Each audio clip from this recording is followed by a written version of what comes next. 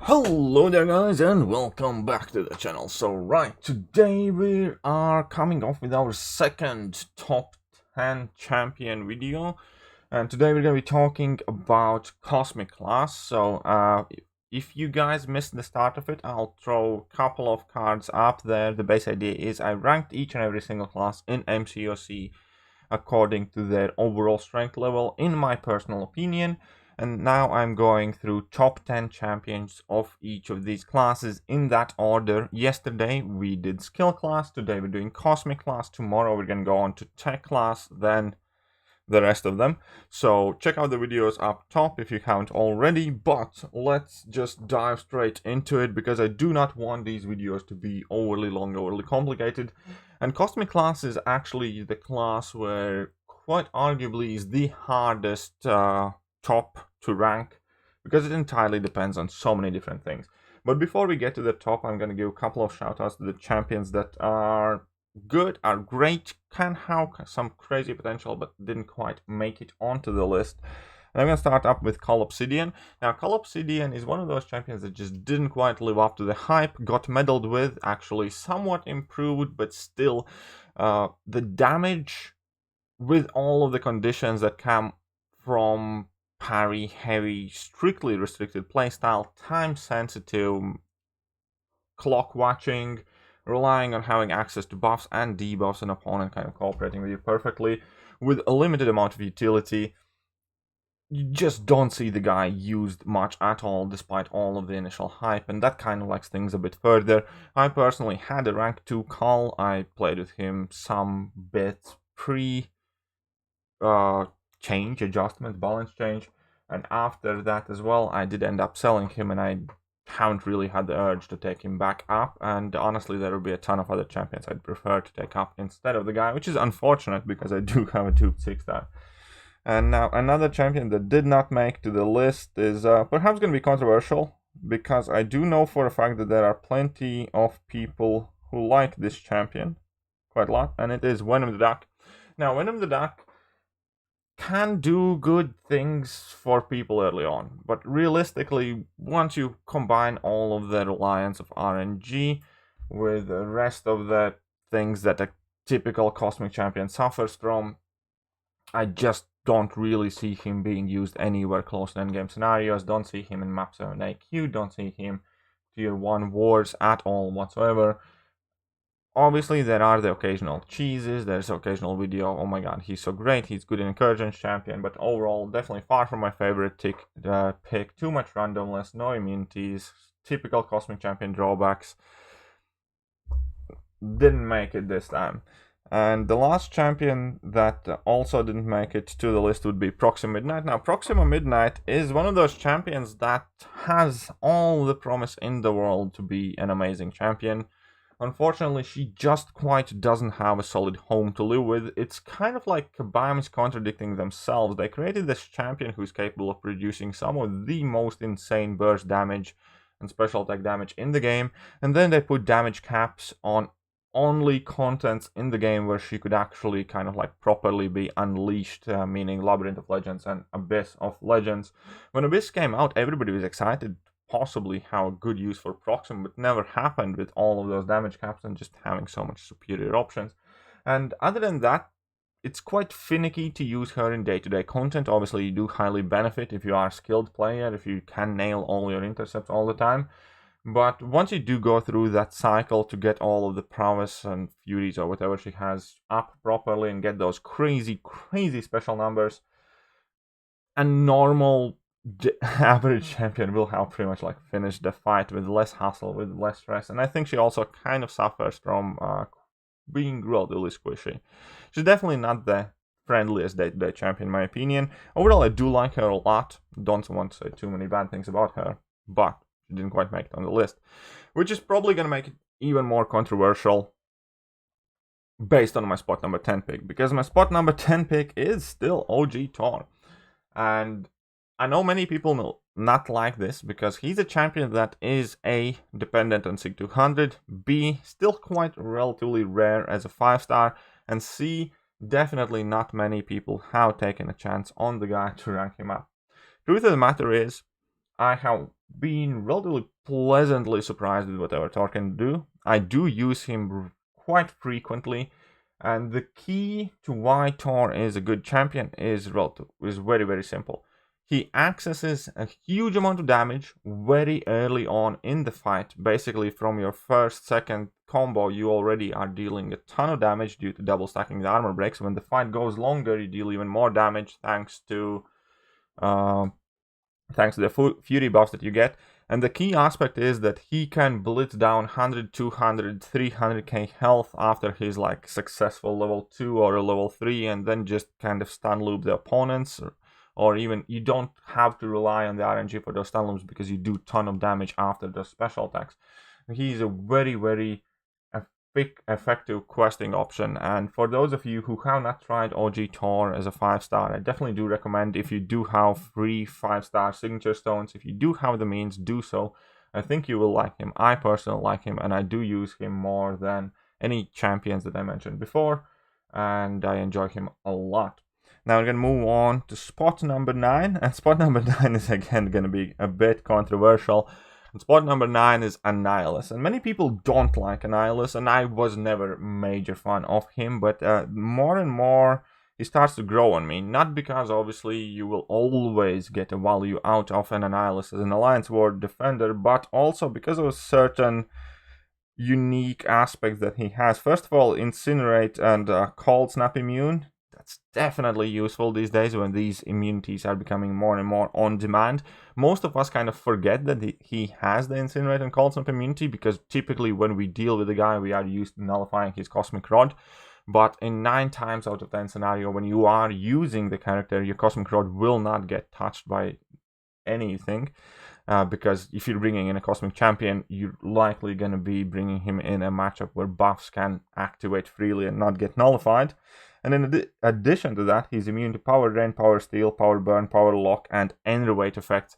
And those are the things that we can see more and more being put on. If that and that happens, you get your power drained. We're going to have that node, for instance, redlining in Act 7, where you have 100% increased power gain, but if you do cross over 2 bars of power and a bit, you lose all of your power. In this case, you wouldn't, because you're immune to that. And Kabam has a trend recently with the Static Blast and Burden of Might, with whatever, to mess with people's power. And Annihilus, being immune to that, just brings kind of like a very sturdy, stable option for a lot of these fights. And I do think that he has a potential to get used and get noticed in very near future. I'm certainly seeing his capabilities more and more. I mainly come to recognize it as I was using my 5-star rank 3 in like uncollected quests. He can do a lot of stuff quite well. The problem with it obviously can also be that you might not be able to get the ideal rotations out of him, and there are definite drawbacks of the character. But as I always say, I don't think Cosmic Class is as packed as most people think, and the competition past first 4 spots basically is significantly more lax. And with the way where the game's going right now, I do believe that Annihilus is chopping out a bigger piece for himself quietly in the background, as most people realize. And a lot of that has to do with the meta changes. Similarly, how Archangel is becoming more and more prominent in Mutant class right now. Right, moving on. Spot number 8. Spot number 8 is gonna go to Baldy here, the little Megamind fish head. So Vision Arcus. Now, Vision Arcus is a character that I do like. I always have liked to use him, but at the same time, currently, whenever I do use him, I feel somewhat slightly disappointed, because there was that glorious time when he was bugged and when he was able to produce armor break debuffs even if opponent was armor shattered.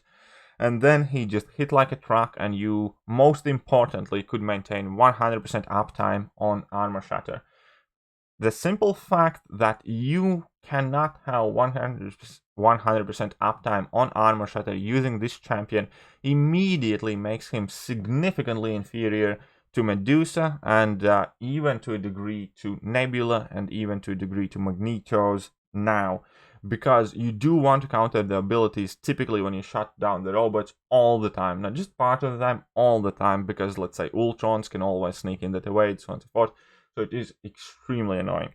Other than that, obviously the things that do work in Vision Arcus' benefit is that he is very potent and popular Alliance War Defender thanks to his massive amounts of power gain, and he is also a good champion for the scenarios where he's needed. He can prevent opponents from evading, which is also significant. And overall, I think he's a champion that could be really, really amazing if Kabam would revert him back to quote-unquote his bugged state, or just be a bit more generous with the numbers that they are providing to the Baldy. But at the moment, he's kind of like living in limbo. He's a good champion. He's not amazing or insanely great champion, in my opinion. Now we're gonna be moving on to spot number 7, and in spot number 7, currently I'm gonna be taking in Medusa. Now, Medusa is still very, very capable young lady, but her personal value in my eyes have fallen quite significantly recently, and part of that is due to the sheer dominance and insanity that is Magneto. If previously she was go-to robot counter, then in many occasions right now it's Magneto. So that already takes away a huge part of the pie where Medusa used to live in. And not just that, Magneto counters Metal Champion, so that's even bigger class, and it's even all the more reason to rank up Magneto than it is to Medusa. Now, obviously, Magneto doesn't shut down the power of robots, nor does he 100% stop their ability accuracy, so there are times when Medusa is de facto the best option, the go-to champion to do these specific fights. But outside of the robot matchups, really she doesn't have that much going on for her. She has Fury, Poison Immunity, Armor Breaks, Bleed debuffs. Very simple kind of like setup for a champion. And I think the Armor Shatter and the robot destruction is really the reason why we talk about Medusa as a top shelf champion. And if that is her biggest kind of like point of judgment, the ultimate bar that she has to clear, and the reason why we love Medusa and the reason why we have her being brought up and used, then we cannot ignore the fact that there is somebody who will more often than not be better option than she is. So her use, in my opinion, is dropping quite significantly. And you can notice that even in Alliance War. I have brought in Magneto a handful of times, but I have never brought in Medusa since I have ranked up and been bringing in Magneto. I used to bring in Magneto relatively frequently. So that just showcases exactly what has happened with Medusa, in my opinion. And she's still a solid option. She's still a great champion to counter these robots. It's just you'd rather go and play with that other more popular option. Right. Now, spot number 6. Spot number 6 is gonna be Silver Surfer, a champion I have definitely had a lot of complicated relationships with, and there's this entire saga where he was arguably the most hyped champion in the game, and then he was arguably the biggest letdown, partially due to the amount of hype that we have had for him. And he seemed extremely underwhelming, and he definitely isn't what we thought and hoped he would be. However, due to a number of strange twists, turns, and coincidences, he is a capable champion, whether I like it or not, whether you like it or not. He has his uses. I personally do enjoy using him quite a lot in AQ. I do bring him in questing scenarios. I do bring him in for some incursion things.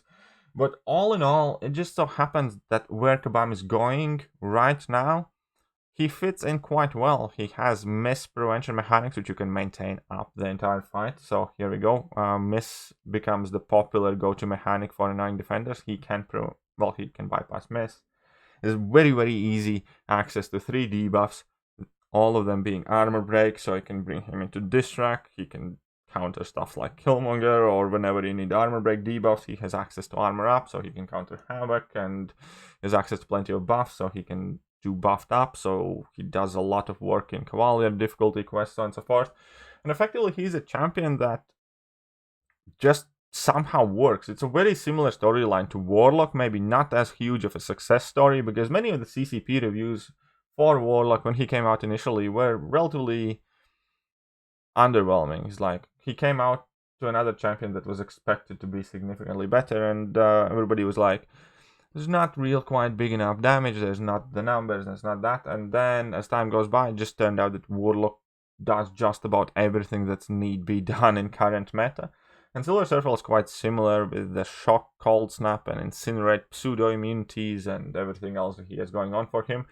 And as a rank 3 6-star, he puts in quite a lot of work for me, and I would not have taken him up above Captain Marvel movie version, but he would definitely be in contention after like those first initial Cosmic Champions are getting ranked up. So yeah, there we go. Silver Surfer in spot number 6. Now we're gonna move on a bit quicker. Spot number 5 is Venom. Venom just does what he does, and he does it very well. He has bleed. For a Cosmic Champion, extremely rare ability to control opponents' buffs, and he kills spiders.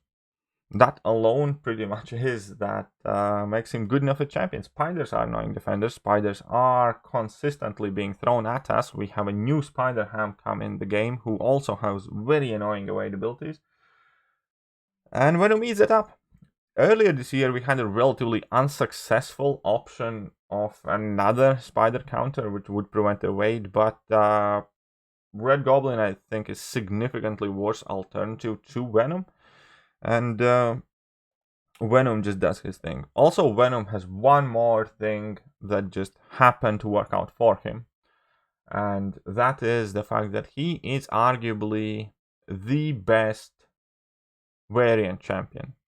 Because he just so happens to be extra large. So he's one of the MVPs for variant 2. He is a Spider-Verse champion. So he's one of the best options for variant 5. He can do some of the things in variant 1 in Cosmic Chapter, which is the hardest chapter. Then in Tech variant, okay, let's be fair, we didn't really use Venoms in our Tech variant, and in our different, Moon Knight variant, there we need to look at each star level differently for each quest, and still, overall, when you shoot for a champion that will help you with variant type content, overall, Venom is one of the options up there, as probably the one that will double dip like the most. And also, as variant 6 is about to get released. Only information that we know about it is that it's going to be suited for villain champions. So here we go, Venom is going to be perfectly eligible to go in again and do stuff. So yeah, again, Venom seems to be like the best variant champion if we judge for it specifically. He works for a large amount of those chapters fights, and whenever he does work, he puts in a lot of work there. Right, now top 4. Top 4 is quite simple. Captain Marvel movie, 4th best champion. Like her a lot. Hate her reliance to stun. Hate her weakness to limber or stun shrug of abilities. She has a very large amount of utility hidden in that indestructibility of 12 seconds. And yeah, she's very, very great champion perfectly balanced with her ramp up to 25 charges, with her innate weaknesses to Mystic champions, and also the reliance of stun. In addition, you get a great damage output. You do get very casual, nonchalant access to plenty of buffs, plenty of debuffs, immunity, ability to shrug off all the debuffs. Another big downside would be reliance on Nick Fury synergy in vast majority of the cases, but overall, one of the top Cosmic Champions for sure, without a doubt. However, it gets a bit trickier when we get to the top 3, and top 3 entirely changes. So, this point in the video, I'm going to release the top 3 champions, and they are ranked differently based on what mastery setup you're doing and what do you want and what do you need to do. And I'm going to switch to 5 stars only here for now. But anyways, the point is that in my personal opinion, if you are running Suicide Masteries, then the best Cosmic Champion is Corvus Glaive. I think it's very hard to dispute that immortality is invaluable. The best AQ champion, the best casual questing champion, and packs in tons of utility and just works. Side note here is his value drops significantly at a 5-star level, but if you have access to 6-star rank 3, he kind of like gets resurrected back right up to the top. And thank God he's available as 6-star.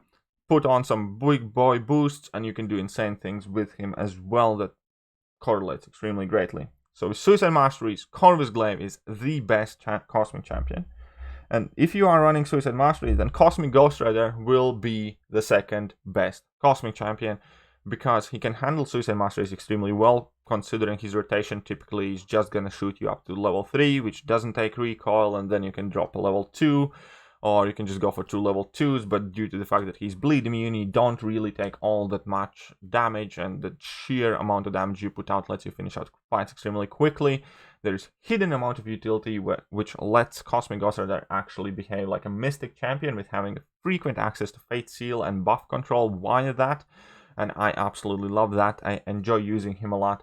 I think he's a crazy good champion, but ultimately he would sit as a third in my overall ranking, and explain that in a bit. And then it's Hyperion, who is still very capable with Suicide Masteries active, can spam heavy attacks, can go into level 3 rotations and level 2 rotations, has access on heal on demand pretty much, tons of versatility with that excess amount of buffs and power and damage, and amazing. And it kind of gets turned around. If you're not running Suicide Masteries, then Hyperion is the best Cosmic Champion, because the added option of the level 1 spam, the fact that you can pretty much exclusively drop special attacks, you never really have to bother in doing basic hits at opponent. If you want, you can always slow play the fights. Tons of versatility with poison immunity, access to damage over time, which is Incinerate, so that's also access to projectile attacks while at level 1. It just seems to work, and Hyperion puts in so much work in so many different game modes, especially if you're not running Suicide Masteries, even though he's perfectly capable of running them. And if you're not running Suicide Masteries, then Corvus Glaive takes a significantly larger hit than Cosmic Ghost Rider does, and Cosmic Ghost Rider still keeps his second position kind of like overall, where you do lose some damage, but you're much more free in whatever special attacks you want to spam. And yes, your damage numbers aren't as big, but you still dish out absolute crap ton of damage. And then we have Corvus Glaive, who without Suicide Masteries is still a fantastic option due to his glaive mechanic and how he can cheat death, and you can basically ignore any and all damage over time effects and channel your inner ninja and play hitting opponent's block, and tons of versatility, tons of use. Quite frequently use him without Suicide Masteries as a 6-star rank 3 in Act 7, and he does in Map 7, and he does fantastic, but he does lose in that ranking. So here are the dilemmas. So basically, if you're running Suicide Masteries, Corvus number 1, Cosmic Ghost Rider number 2, Hyperion number 3. If you're not running Suicide Masteries, Hyperion number 1, Cosmic Ghost Rider number 2, Corvus Glaive number 3. If I have to put in an overall judgment on them, I put Cosmic Ghost Rider as the third best option, because he performs reasonably well with and without. But ultimately, that extra bit, what makes you love Hyperion or Corvus Glaive, I think is missing. He's just like a perfect standard solid option with either of the Mastery setups, but he lands in the third place.